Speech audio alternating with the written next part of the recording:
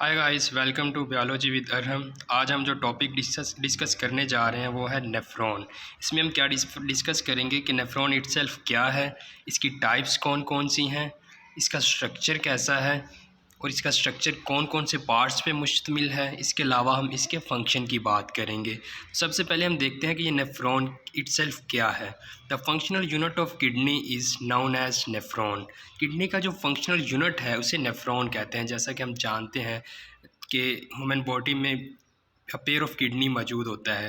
Kidney में जो function perform किया जाता है, फिल्ट्रेशन का फंक्शन किसके ज़रिए परफॉर्म किया जाता है, वो नेफ्रॉन के ज़रिए परफॉर्म किया जाता है। तो इसलिए हम इसे कहते हैं कि the functional unit of kidney is known as nephron.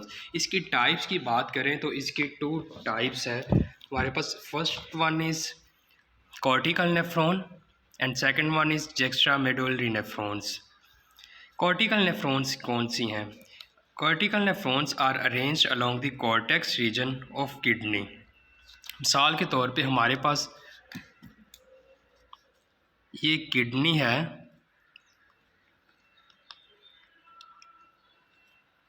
ठीक है।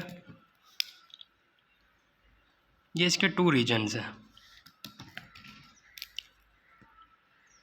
Outer one is cortex region and inner is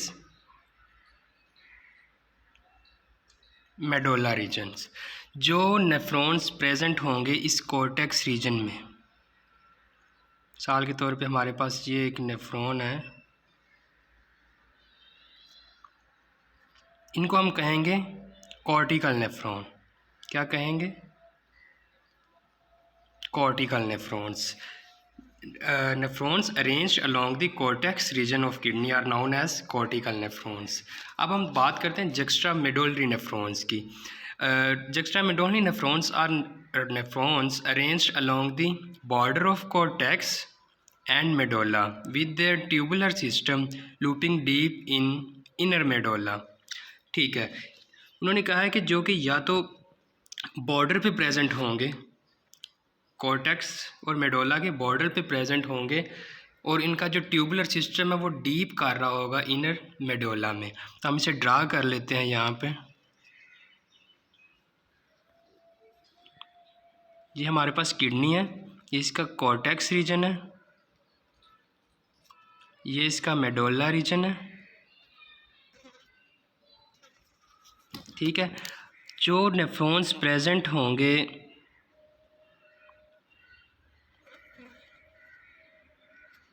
इस तरह से, जिनका जो ट्यूबुलर सिस्टम है वो ये प्रेजेंट तो है बॉर्डर पे, कॉर्टेक्स और मेडोला के बॉर्डर पे, लेकिन इनका जो ट्यूबुलर सिस्टम है ये डीप कर रहा है इनटू मेडोला पार्ट। तो इसे हम क्या कहेंगे?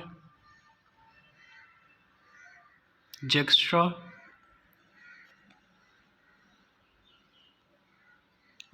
नेफ्रॉन्स, ठीक है।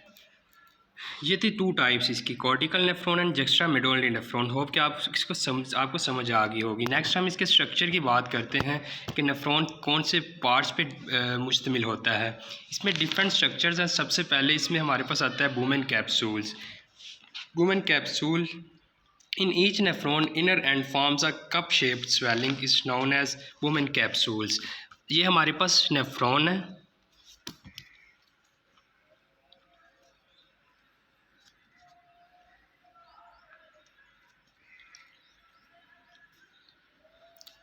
ये हम नेफ्रॉन का स्ट्रक्चर ड्रा कर रहे हैं।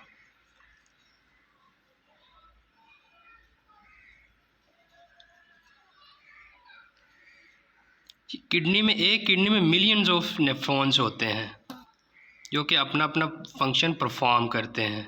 और इसका मेन फंक्शन क्या हमने पढ़ा है? इसका मेन फंक्शन है कि ये ब्लड को फिल्ट्रेट करते हैं।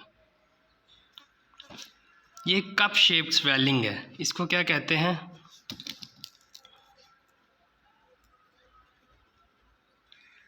Bowman's capsule. नेक्स्ट इसका पार्ट है ग्लोमेरुलस। वुमेन capsule is around a ball of capillaries known as glomerulus. Glomerulus क्या है? ये एक बॉल ऑफ कैपिलरीज को अराउंड सराउंड करता है।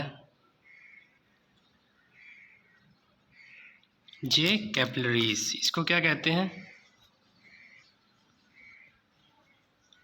ग्लोमेरुलस।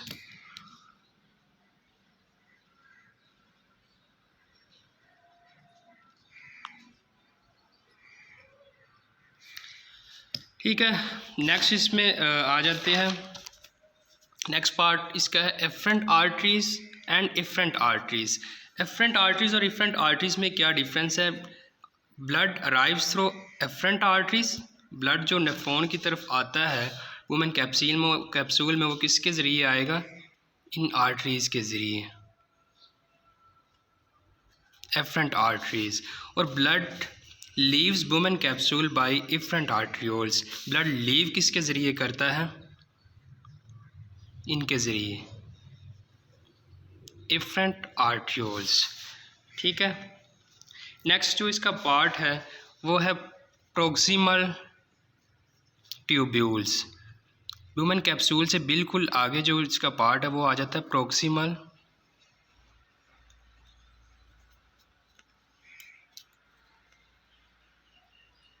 ट्यूब्यूल्स। प्रोक्सिमल ट्यूब्यूल्स से नेक्स्ट जो इसका पार्ट है वो है loop of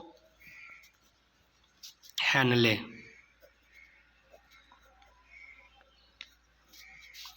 loop of Henle में 2 लूप्स हैं,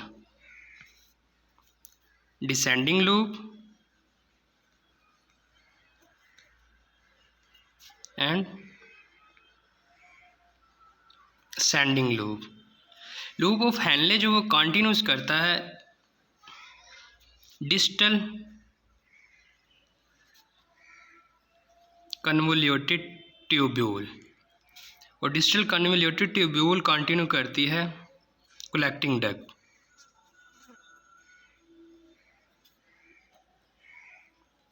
ये थे हमारे पास नेफ्रॉन के पार्ट्स। ठीक है, अब हम इनका फंक्शन डिस्कस कर लेते हैं one by one.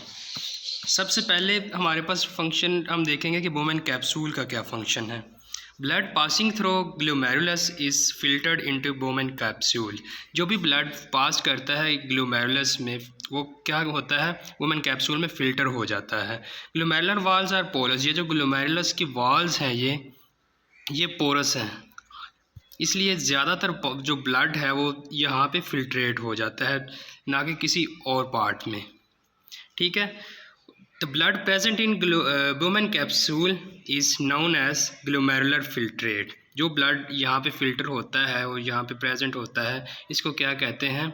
Glomerular filtrate. Glomerular filtrate में क्या प्रेजेंट होता है? Glomerular filtrate contains numerous useful substances such as glucose, amino acid and salts. Glucose, amino acids और इसमें साल्ट्स प्रेजेंट होते हैं। नेक्स्ट पार्ट इसमें हमारे पास आ जाता है प्रोक्सिमल ट्यूब्यूल। प्रोक्सिमल ट्यूब्यूल का क्या फंक्शन है? वुमेन capsule continues as extensively convoluted proximal tubules. All the useful constituents of glomerular filtrate are reabsorbed in proximal tubules. When filtrate leaves it contains nitrogenous waste mostly.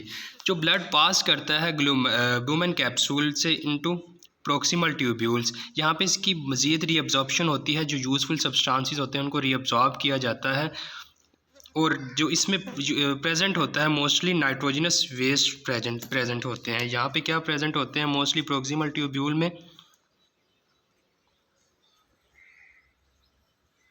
Nitrogenous waste. ठीक है, next जो है blood move कर जाएगा loop of Henle में। Loop of Henle में 2 loops हैं, descending limb and ascending limb. Descending limb का क्या फंक्शन होती है? It involves in the reabsorption of water. ये डिसेंडिंग लिम जो है ये वाला, इसमें क्या होती है?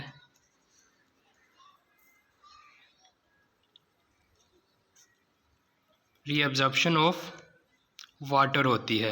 और ये रीअब्जॉर्प्शन ऑफ वाटर किसकी मदद से होती है? क्योंकि इसमें एक प्रोटीन प्रेजेंट होता है, एक्वा पोरिन प्रोटीन, जो कि हेल्प करता है वाटर को रीअब्जॉर्ब करने में। नेक्स्ट असेंडिंग लिम्ब है। असेंडिंग लिम्ब किस में इन्वॉल्व होता है? It involves in reabsorption of salts. Ascending limb जो है ये साल्ट्स की रीअब्जॉर्प्शन में इन्वॉल्व होता है। असेंडिंग लिम्ब के बाद हमारे पास आ जाती है distal convoluted tubules. Loop of Henle continues to distal convoluted tubule it also helps in reabsorptions. Digital convoluted tubule जो है ये फिल्ट्रेट जो लूप ऑफ हेनले से मूव करेगा उसकी रीअब्जॉर्प्शन में हेल्प करती है। नेक्स्ट यहाँ से हमारे पास लास्ट पार्ट आ जाता है collecting duct. All the filtrate collected in this duct, here the more water is reabsorbed by help of ADH by making the urea permeables। इसमें क्या होता है, जो तमाम तर फिल्ट्रेट वुमेन कैप्सूल से मूव कर रहा होता है वो कहाँ पे आ जाता है, कलेक्टिंग डक्ट में जमा हो जाता है। और यहाँ पे वाटर की मोर रीअब्जॉर्प्शन होती है, किसकी हेल्प से, ADH हार्मोन की हेल्प से। ये क्या करता है, ये यूरिया को परमिएबल बना देता है और मज़ीद वाटर को रीअब्सॉर्ब करता है। तो ये हमारे पास था नेफ्रॉन। इसमें हमने क्या डिस्कस किया, नेफ्रॉन की हमने डेफिनेशन को देखा, नेफ्रॉन की टाइप्स को देखा, cortical nephron and juxta medullary nephrons. फिर हमने इसके स्ट्रक्चर की बात की और साथ ही इसके हमने फंक्शन की बात की। तो ये था हमारा टॉपिक नेफ्रॉन के बारे में। आई होप कि आपको समझ आया होगा। Thank you so much.